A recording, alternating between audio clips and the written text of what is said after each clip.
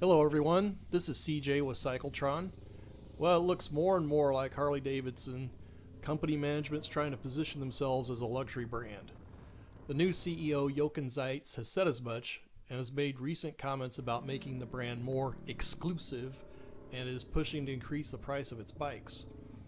It's known that the CEO turned Puma around before joining Harley and greatly increased their stock price in the process before selling it out to a luxury holding company. It's likely that both the new CEO and the Harley board of directors think the same thing can and should be done at Harley Davidson. But let's first look at what the definition of a luxury brand is. I came across this definition at ScienceDirect.com. Key identifiers of luxury brands are high quality, expensive, and non-essential products and services that appear to be rare, exclusive, prestigious, and authentic, and offer high levels of symbolic and emotional hedonic values through customer experiences. So let's break this down a little bit. Does this definition make any sense at all relative to Harley Davidson?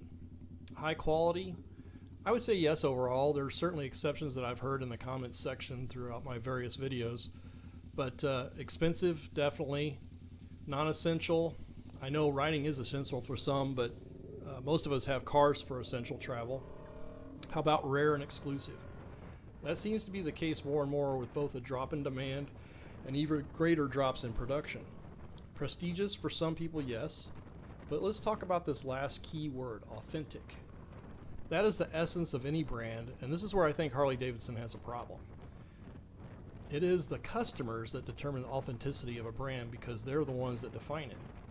And how can Harley Davidson maintain this authenticity if, in the eyes of many, they are abandoning many of their traditional customers by engaging in many problematic business practices, including pricing bikes out of the reach of many?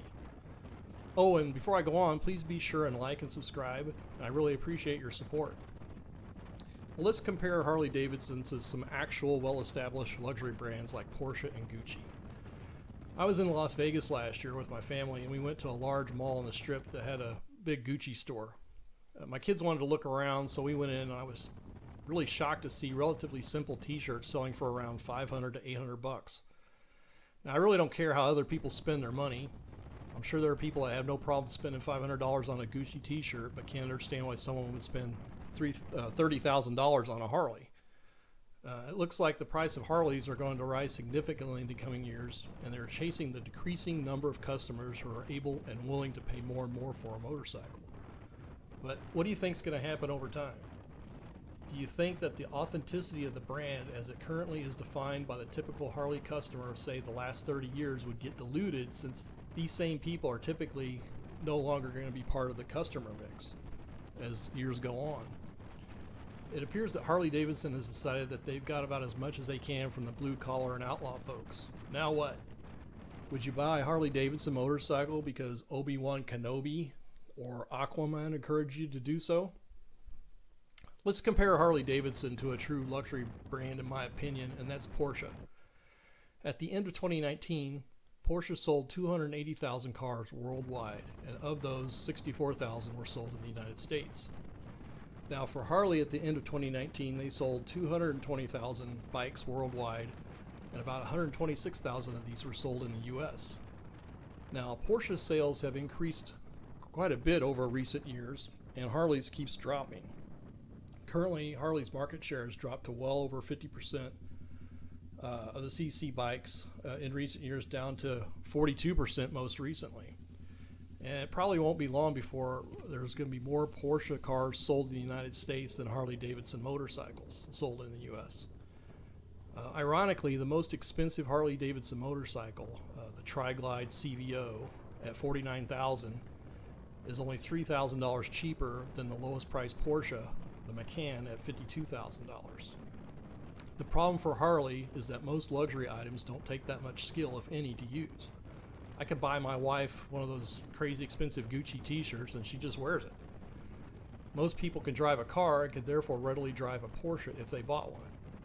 But a motorcycle takes skill to ride, and it takes commitment to develop and maintain that skill, something that merely having enough cash to buy the product can't solve.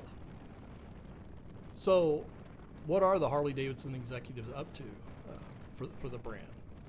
If you have a world-famous iconic brand whose main product is experiencing declining industry sales and is experiencing declining market share within that industry, and may ultimately be effectively banned in coming years through increasing regulation on air quality emissions and self-driving vehicles. How can you create authenticity for the brand without actually having to sell motorcycles anymore? I mean, it was this legacy of authenticity that resurrected the Triumph and India brands from the ashes when they set about making motorcycles again. How do you use the essence of the Harley brand to sell a line of products like clothes, bicycles, and electric motorcycles that may not include conventional motorcycles at some point? Does the current crop of Harley Davidson executives understand their own customers well enough to know what makes their brand authentic? Would you expect Harley's current executives to even be inclined to, say, attend a motorcycle rally? Personally, I don't think they'd be caught dead attending a rally, given what I saw at the recent quarterly earnings meeting, or what I heard. Now, I understand that a large publicly traded company needs to be professionally managed, but it helps a lot if they're steeped in the culture of their product. If you listen to the last earnings call, like I just mentioned, or read the transcript of that meeting, it's clear they could have been talking about any widget that they were making and selling. I think there was only one mention of the word motorcycle or bikes, and everything else was referred to as a product.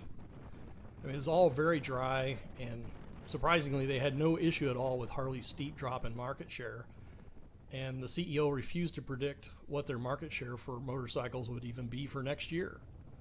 So where's the passion for motorcycles and the customers who buy them, and concern about what's happening to the overall market?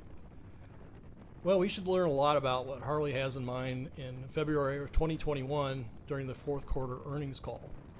Harley's CEO stated that he will reveal their, quote, hardwire plan, which is just their 5-year strategic plan. It will also be interesting to know exactly which bikes will be around for the new model year release this coming January, and what the prices of those bikes will be. Well, I will leave the musings there for today. Please let me know your thoughts and ideas in the comment section, and again, please like and subscribe. Thank you.